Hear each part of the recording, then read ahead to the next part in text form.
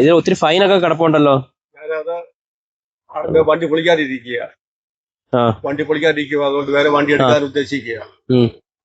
ഞാനത് ഉടനെ പൊളിക്കുവാണ്. ഉടനെ പൊളിക്കുവാണ്.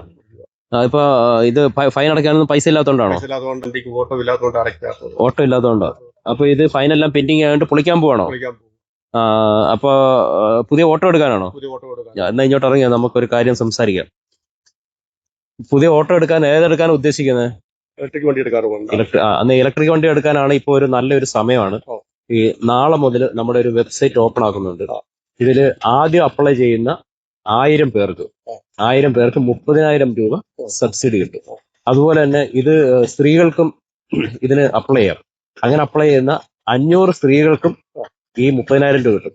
ഇനി അഥവാ അതിന് അനുയോജ്യമായ സ്ത്രീകളില്ലെങ്കിൽ അതുകൂടെ മറ്റു കാറ്റഗറിക്കാർക്ക് കിട്ടും. എങ്ങനെയായാലും 1000 പേർക്ക് ഇത് കിട്ടും. അപ്പം ഇതിപ്പോ അങ്ങനെ ഓട്ടോ എടുക്കാനുള്ള ആർക്ക് വേണമെങ്കിലും ഇത് നാളെ മുതൽ ഇമ്മീഡിയറ്റ് ആയിട്ട് അപ്ലൈ ചെയ്യണം. അപ്ലൈ ചെയ്യുന്ന ആദ്യത്തെ 1000 പേർക്ക്. അപ്പൊ ചേട്ടൻ ഈ ഫൈൻ എല്ലാം അടച്ച് ക്ലോസ് ചെയ്യണം. അപ്പൊ ഇത് പൊളിക്കാൻ ആർടി ഓഫീസിൽ അപേക്ഷ കൊടുക്കാം. അപേക്ഷ കൊടുത്തു കഴിഞ്ഞാൽ അവിടുത്തെ AME വന്ന് പരിശോധിച്ച് ഇതിന്റെ ചേസ് നമ്പർ എഞ്ചിൻ നമ്പറും ഒക്കെ വെരിഫൈ ചെയ്തിട്ട് ഇത് പൊളിക്കാനുള്ള നിർദ്ദേശം തരും. ആ നിർദ്ദേശം വരുമ്പോൾ എഞ്ചിനും ചേസ് നമ്പറും ഒക്കെ വെട്ടിയെടുക്കണം. ഇത് പൊളിച്ചു കഴിഞ്ഞാൽ ചേട്ടൻ്റെ ഈ വണ്ടിയുടെ ഇടപാട് ആർടി ഓഫീസുമായിട്ട് ബന്ധപ്പെട്ട് തീരും. അപ്പൊ ഇത് നാളെ തന്നെ എന്ത് ചെയ്യണം?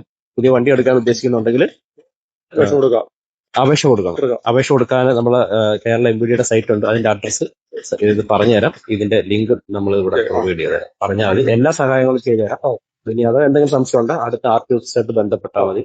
എന്നാ വേറെ ഡ്രൈവേഴ്സ് അറിയുന്നുണ്ട്. ഞങ്ങളോട് ഇവിടുത്തെ സ്ക്വാഡാണ്. ഞങ്ങളോട് ബന്ധപ്പെട്ടാലും ഞങ്ങളിത് പറഞ്ഞു. അപ്പൊ ഇനി ഈ പേപ്പർ ക്ലിയർ ചെയ്യാതെ വണ്ടിയായിട്ട് റോഡിൽ ഇറങ്ങുമോ?